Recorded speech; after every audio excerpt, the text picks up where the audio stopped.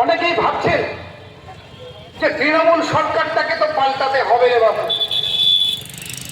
তাহলে বিকল্পটা কে? বাম না অন্য কেউ রাম?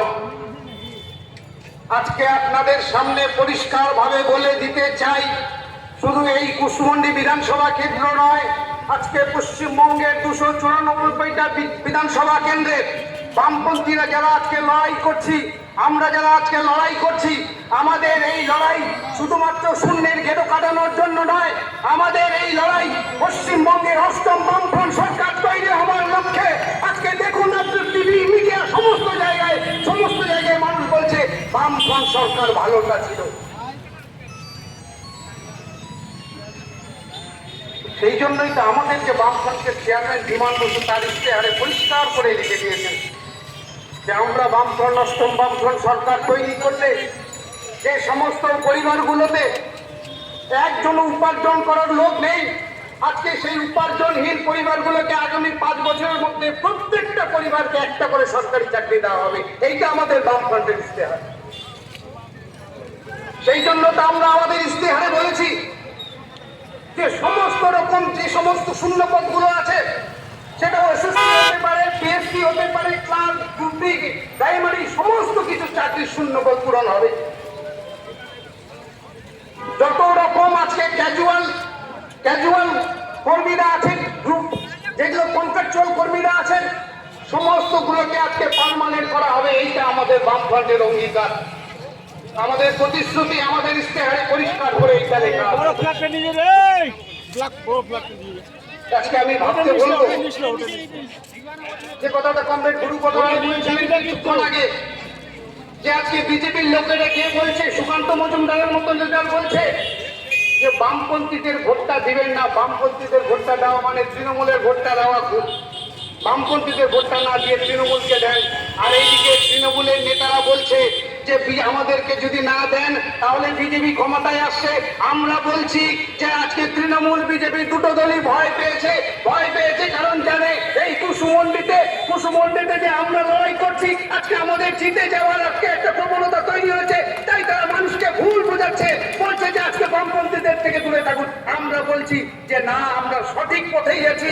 আমরা আমাদের নির্বাচনী প্রচার, আপনাদের যে কর্মীরা তারা যে পরিশ্রম করছেন, সমস্ত বাড়ি বাড়ি গিয়ে মানুষদেরকে বোঝাচ্ছেন আজকে তৃণমূল বিজেপির যেরকম ধর্ম নিয়ে রাজনীতি, সেই ভিন্ন রাজনীতির বিরুদ্ধে আজকে আমরা মানুষের কাছে কথা বলছেন। কলকাতা রাজনীতির ঘটনা, যে অবয়ার ঘটনা, একটা মেয়ে হসপিটালে, একটা ডাক্তার রাজনীতির মতো একটা পশ্চিমবঙ্গের প্রথম 5টা হসপিটালের একটা হসপিটাল, সেইখানটায় একটা মেয়ে ধর্ষণ হয়ে খুন হয়ে গেল। তার যে মূল আসামি, সেই হসপিটালের যে প্রিন্সিপাল সন্দীপ ঘোষ, তার কোনো বিচার হলো না। যখন গোটা পশ্চিমবঙ্গ সহ গোটা ভারতবর্ষ, সমগ্র পৃথিবী যখন মানুষ আজকে বললো যে না, রাজনৈতিক লড়াই নয়, আমরা অরাজনৈতিক লড়াই করবো, সমস্ত সবাই অভয়ের বিচার চাইল, তখন বিজেপিও আসছে সেই ঘোলা জলে মাছ ধরতে। আজকে যারা এই লড়াইয়ের নেতৃত্ব দিয়েছিল সেই ডাক্তারবাবুরা, তারা পরিষ্কার বলে দিয়েছে যে না, বিজেপিকে আমরা এই লড়াইয়ে চাই না, কারণ আমরা জানি বিজেপি মহিলাদের উপর সম্মান করে না। আমরা উন্নয়নের ঘটনা দেখেছি, হাতরাসের ঘটনা দেখেছি, আপনাদের পাড়ার অনেক এমপি আজকে ধর্ষণে অভিযুক্ত, ফলে বিজেপিকে আমরা চাই না। যখন বিজেপি এই আন্দোলনটাকে ধরতে পারলো না, তখন আপনারা কি দেখলেন? তখন দেখলেন যে আজকে ওই আরএসএসের যে প্রধান মোহন ভগবত পরিষ্কার করে বলে দিল যে এই আরজি করের ঘটনায় মমতা যা সিদ্ধান্ত নেবে, বিজেপিও তাই সিদ্ধান্ত নেবে। বুঝতে পারছেন তো চক্রান্তটা কোন জায়গাটাতে?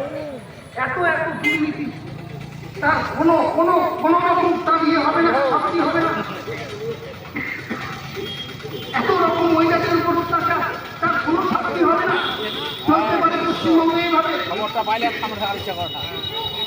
তাই শুধু আমি বলবো যে আজকে আপনারা যারা এসেছেন, যারা আমাদের কথা শুনছেন,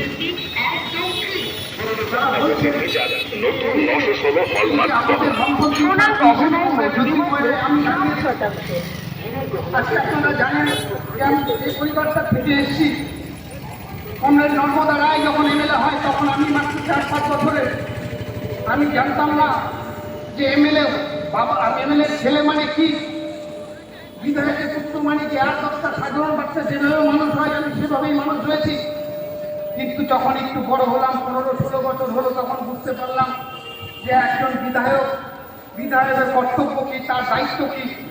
আমি আমার বাবাকে দেখেছি, কমরেড ধর্মদাকে দেখেছি। বিধায়ক মানে গোটা কুসুমন্ডির যতগুলো মানুষ তাকে ভোট দিয়েছে বা ভোট দেয়নি, সেই গোটা বিধানসভা কেন্দ্রের সমস্ত মানুষের তিনি হচ্ছেন সেই পরিবারের সদস্য। এবং গোটা মানুষটা গোটা যতগুলো এসে বিধানসভা কেন্দ্রের যতগুলো পরিবার আছে সবগুলো পরিবার তার নিজের পরিবার হয়েছে। এমন অনেক রকম হয়েছে যে নিজের পরিবারকে সময় দেয়নি, কিন্তু মানুষের জন্য, মানুষের সুখ দুঃখে সমস্ত জায়গায় নর্মদারায় ছুটে গেছে। আজকে সেই জায়গাটাতে আমি সেই নর্মদারায়ের ছেলে, আমি সেই সংস্কৃতি থেকে বড় হয়েছি, সেই পরিবার থেকে উঠে এসেছি। আমি জানি রাজনীতি মানে কি, আমি জানি জনপ্রতিনিধি হওয়া মানে কি। জনপ্রতিনিধি হওয়া মানে নিজেকে মানুষের সেবায় নিয়োজিত করা, মানুষের সঙ্গে 24টা ঘন্টা সুখে দুঃখে তাদের পাশে থাকা, তাদের আপত্তি বিপদে থেকে তাদের সঙ্গে সমস্ত কিছু তাদের অধিকারগুলোকে যে আদায় করে নেওয়ার নামই হচ্ছে জনপ্রতিনিধি। আজকে এই সংস্কৃতি থেকে তো আমি বড় হয়েছি। তাই আমি আবেদন করব, আমি যে কথাটা সমস্ত জায়গাতে বলি, সমস্ত ইয়েতে সভাতে বলি, আমি শুধু বলবো যে বামফ্রন্ট আমাকে প্রার্থী করেছে ঠিক, কিন্তু প্রার্থী এই লড়াই আমাদের সবার, প্রার্থী আমরা সবাই। কারণ আমরা যদি জিতি, মানুষের আশীর্বাদ পেয়ে বামপন্থীরা যদি জেতে, তাহলে এই জেতা শুধু আমরা নয়, আমাদের প্রত্যেকের জেতা হবে। মূলত যে গরিব মানুষ, শ্রমজীবী মানুষ, খেটে খাওয়া মানুষ, তাদের অধিকারের জন্য যে জেতা, সেই জেতাটা হবে, আমার একার ব্যক্তিগত জেতা হবে না। এই জয় গরিব মানুষ, সাধারণ মানুষ, শ্রমজীবী মানুষ, মেহনতি মানুষ, সবার অধিকারের জয়। তাই আমি আবেদন করব, হ্যাঁ অনেকে আজকে বিজেপি করেন, অনেকে তৃণমূল করেন, আমি শুধু বলবো যে আপনাদের এই এলাকায় আপনাদের পাশে সুখে যারা থাকবে, আপনারা আপনাদের পছন্দের প্রার্থীকে বেছে নেবেন। এবং কংগ্রেস জন্মদ্বারায় তার যে অপূর্ণ কাজগুলো, যে কাজগুলো এখনো করতে পারেন, সেই কাজগুলো আমরা আমাদের ইশতেহারে লিখেছি। আমাদের যে লিস্টে লেখা আছে তার উল্লেখযোগ্য হচ্ছে যে 3 নম্বর অঞ্চলে যে খলিশা নদীর উপর যে ব্রিজ, সেই ব্রিজের সেতু নির্মাণ করবার জন্য আমরা অঙ্গীকারবদ্ধ। আপনারা জানেন যে এই কুসুমন্ডি বিধানসভার ক্ষেত্রে পশ্চিম দিকে একটা হিমঘর আছে। আমরা প্রতিশ্রুতি দিচ্ছি যে কুসুমন্ডি বিধানসভা ক্ষেত্রের পূর্ব দিকে একটা বহুমুখী হিমঘর যাতে করা যায়। সেই হিমঘরে শুধু আলু থাকবে না, সেই হিমঘরে সমস্ত রকম শাকসবজি, মাছ থেকে শুরু করে, আম থেকে শুরু করে বিভিন্ন রকম ফসল যাতে গুদামজাত করা যায়, এই ধরনের হিমঘর যাতে আমরা করতে পারি। তার সঙ্গে এবং কুসুমন্ডির যে স্বাস্থ্য ব্যবস্থা, সেই স্বাস্থ্য ব্যবস্থার যে পরিকাঠামো, সেগুলো যাতে আমরা রূপায়ণ করতে পারি, আরও বেশি উন্নয়ন করতে পারি। আজকে এই যে আমাদের আমাদের যে প্রতিশ্রুতিগুলো, আমরা সেই প্রতিশ্রুতিগুলো দিয়েছি। এবং আমি আশা রাখবো যে আপনারা সবাই আমাদের যে এই লড়াইয়ে আমরা সবাই মিলে একসঙ্গে জয়ী হব এবং আপনাদের আশীর্বাদ পাবো, এইটুকু ভরসা রেখে আমি আমার কথা শেষ করছি।